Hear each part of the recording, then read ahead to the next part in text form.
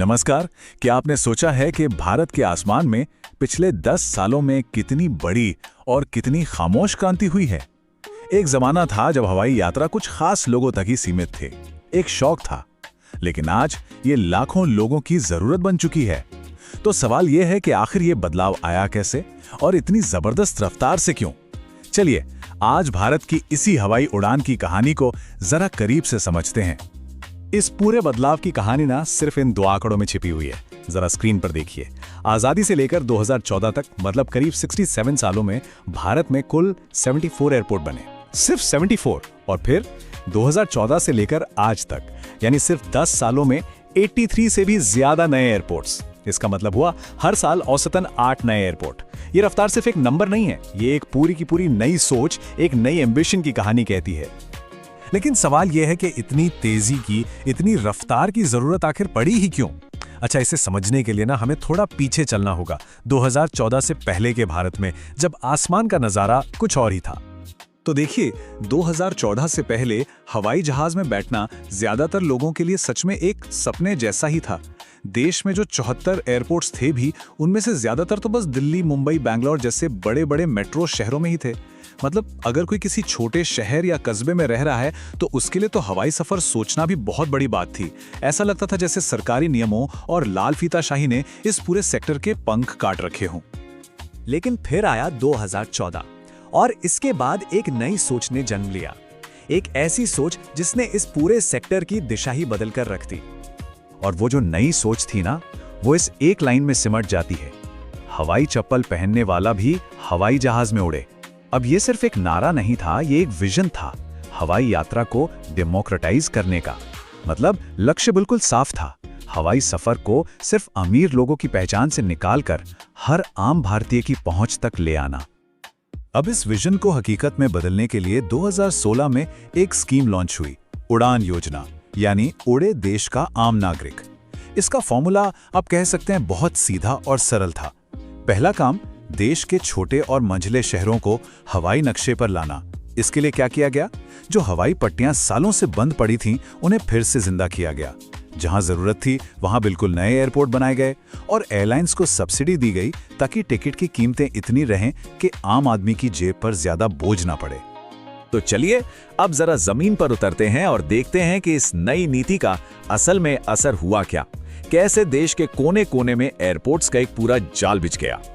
इस बदलाव का सबसे जबरदस्त असर अगर कहीं देखने को मिला तो वो था पूर्वोत्तर भारत में। एक ऐसा इलाका जो दशकों तक देश के बाकी हिस्सों से कटा-कटा सा महसूस करता था।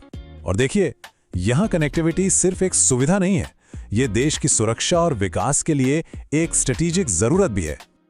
उदाहरण के लिए सिक्किम का पाक्योंग एयरपोर्ट, जरा सोचिए, पहाड़ों को काटकर 4600 फीट की ऊंचाई पर बनाया गया है। ये वाकई में इंजीनियरिंग का एक बेमिसाल नमूना है। या फिर अरुणाचल का डोनी पोलो एयरपोर्ट, जो एक ग्रीनफील्ड एयरपोर्ट है, मतलब इसे बिल्कुल नई जमीन पर खड़ा किया गया है। और नतीजा ये हुआ कि जहां 2014 तक पूर्वोत्तर में सिर्फ 9 एयरपोर्ट हुआ करते थे, आज उनकी संख्या बढ़कर 17 हो गई है, मतलब लगभग दोगुनी। इससे ये पूरा क्षेत्र सही मायनों में देश की मुख्य धारा से जुड़ पाया है। अच्छा, अब पूर्वोत्तर से निकलते हैं और चलते हैं उत्तर प्रदेश, जो आज की तारीख में देश का एक नया एविएशन हब बनकर उभर रहा है। उत्तर प्रदेश की कहानी तो और भी ज्यादा दिलचस्प है। एक तरफ अयोध्या में बना नया एयरपोर्ट धार्मिक पर्यटन को एक नई ही उड़ान दे रहा है। दूसरी तरफ कुशीनगर का इंटरनेशनल एयरपोर्ट पूरे बौद्ध सर्किट को दुनिया से जोड़ रहा है।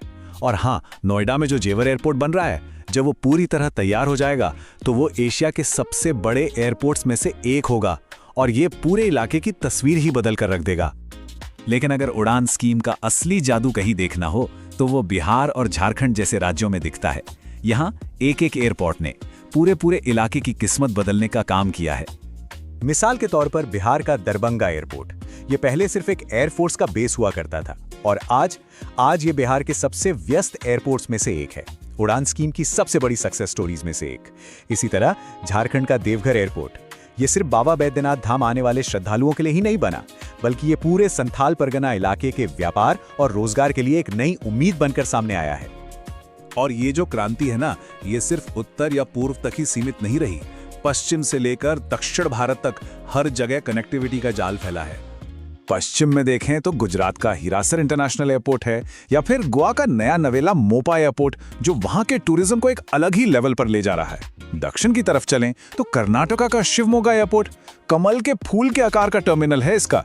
ये सिर्फ देखने में खूबसूरत नहीं है, बल्कि ये पूरे मलनाड इलाके के लिए विकास का एक नया दरवाजा खोलता है। तो ये कहानी किसी एक राज्य की नहीं, बल्कि पूरे देश की है। तो ये तो हो गई नए एयरपोर्ट्स की बात, लेकिन इन बड़ी बड़ी इमारतों और लंबे लंबे रनवे का असली मतलब क्या है? इसका जवाब मिलता है आंकड़ों में, नंबर्स में, जो इस क्रांति का असली पैमाना दिखाते हैं। आज की तारीख में भारत में एयरपोर्ट्स, हेलीपोर्ट्स और वाटर एरोड्रोम सब मिलाकर 157 से ज्यादा जगहों से उड़ानें ऑपरेट हो रही हैं। अब जरा याद कीजिए, 10 साल पहले ये नंबर कितना था? सिर्फ 74। मतलब कनेक्टिविटी दोगुनी से भी ज्यादा हो गई है। और सुनिए, ये सिर्फ एयरपोर्ट बनाने की बात नहीं है। उड़ान योजना ने 517 से भी ज्यादा नए हवाई रूट खोले हैं। अब इसका मतलब क्या हुआ? इसका मतलब ये हुआ कि अब दरभंगा में बैठा कोई इंसान सीधे बैंगलोर की फ्लाइट ले सकता है। उसे पटना या दिल्ली जाने की जरूरत नहीं है। इसी को कहते हैं असली पॉइंट टू पॉइंट कनेक्टिविटी। और अगर भविष्य की तस्वीर देखनी है तो ये आंकड़ा देखिए। भारतीय एयरलाइंस ने मिलकर 1000 से ज्यादा, जी हां 1000 से ज्यादा नए विमानों का ऑर्डर दिया है। ये एविएशन के इतिहास में दुनिया के सबसे बड़े ऑर्डर्स में से एक है। ये क्या दिखाता है? ये दिखाता है कि एयरलाइंस को पूरा भरोसा है कि भारत का आसमान आने वाले सालों में और भी ज्यादा बिजी होने वाला है। और एक बात और, ये कहानी सिर्फ नए एयरपोर्ट बनाने की ही नहीं है। जो हमारे पुराने एयरपोर्ट्स हैं ना, उन्हें भी फ्यूचर रेडी किया जा रहा है। उनका भी कायाकल्प हो रहा है। इसका सबसे अच्छा उदाहरण है बैंगलोर का नया टर्मिनल 2, जिसे गार्डन टर्मिनल भी कहते हैं। वो सिर्फ एक बिल्डिंग नहीं है, वो अपने आप में एक एक्सपीरियंस है। और वो अकेला टर्मिनल सालाना 2.5 करोड़ अतिरिक्त यात्रियों को हैंडल कर सकता है। तो इन सभी बदलावों को जब हम एक साथ रखकर देखते हैं तो भविष्य के आसमान में भारत की तस्वीर आखिर कैसी दिखती है? मतलब इस सब का, इस नई कनेक्टिविटी वाले भारत का असल मतलब क्या है? तो इस नए कनेक्टेड भारत का मतलब है, सबसे पहले कि हवाई यात्रा अब कुछ चुनिंदा लोगों का विशेषाधिकार नहीं रही। ये लाखों करोड़ों लोगों के लिए एक असल विकल्प बन गई है। दूसरा, ये एक जबरदस्त आर्थिक इंजन है जो व्यापार, टूरिज्म और इन्वेस्टमेंट को देश के कोने कोने तक पहुंचा रहा है। और सबसे बढ़कर ये उस नए भारत का प्रतीक है जिसकी उम्मीदें और सपने अब जमीन से उठकर आसमान को छू रहे हैं। तो अगली बार जब कोई किसी छोटे से शहर के एयरपोर्ट से उड़ान भरे या वहां उतरे, तो ये सिर्फ एक यात्रा नहीं होती, वो दरअसल एक बदलते हुए, उड़ान भरते हुए भारत की कहानी का हिस्सा होते हैं।